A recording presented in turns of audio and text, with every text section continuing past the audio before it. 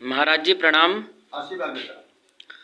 महाराज जी मैं आश्रम पर आया और यहाँ पर देख रहा हूँ कि कई सारे भक्तों की भीड़ काफ़ी संख्या में उमड़ी हुई है। और यहाँ पर एक चीज़ और देखने को मिल रही है कि समस्त भक्त जितने लोग यहाँ पर उपस्थित हैं, कोई भूत प्रेत तथा अनेक प्रकार के मर्जों से ग्रसित हैं। यहाँ आकर के आपका दर्शन करते हैं। दर्शन के बाद आप इन्हें कौन सी दवा या दुआ देते हैं जिससे पल भर में इनके समस्त कष्टों का छुटकारा पा जाते हैं? देखो बेटा, छुटकारा देने में मेरा कोई श्रेय नहीं। छुटकारा देते हैं भगवान भैरव, भगवती महाकाली, बालाजी महाराज या अन्य देवता जन, नानक देव, जो भी देवता हैं, गुरु हैं, उनके आशीर्वाद उन्हें प्राप्त होता है। रह गई बात दुख की, वास्तव में हमें सुख और दुख जो प्राप्त होता है ये हमारे किए हुए कर्मों का फल है।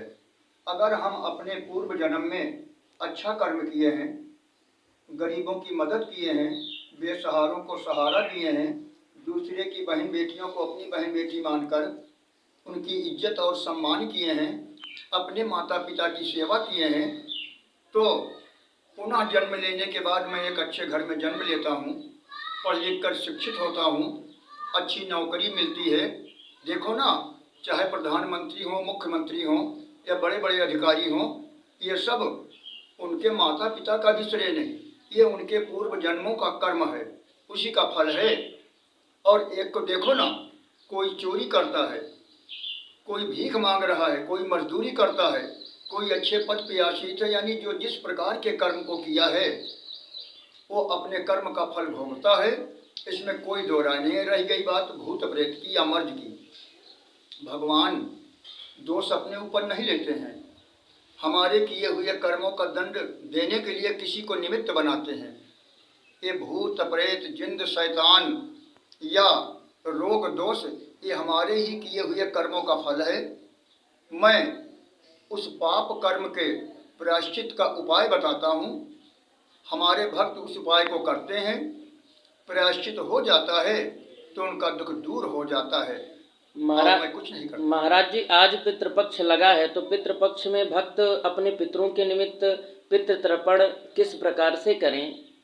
देखो बेटा, ये तो विस्तार की बात है और हमारे इस चैनल में मैं इतना समय नहीं रहता कि मैं इतना बता पाऊँ। इतना जरूर जानता हूँ, पितृ हमारे देवता हैं। आज जिसको देखो वही कहता है हमारे घर में पितृ दोष है। पितृ दोष कहाँ से होगा? देवता में दोष तो होता ही नहीं बेटा, केवल हम गलती करते हैं। ये पितृपक्ष स्पेशल पितरों के लिए 15 दिन का पक्ष होता है।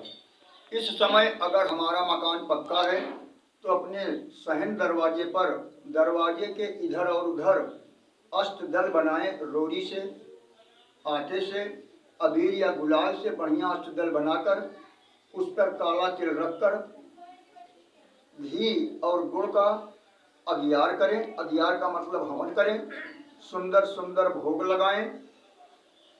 सुबह भोर में सरोवर में जाके, गंगा जी में जाके या किसी भी बहती नदी में जाकर स्नान करें। भीगे हुए वस्त्र को पहनकर ही काला तिल लेकर प्रेम के साथ पितरों का तर्पण करें। इससे पितृ देवता प्रसन्न होते हैं।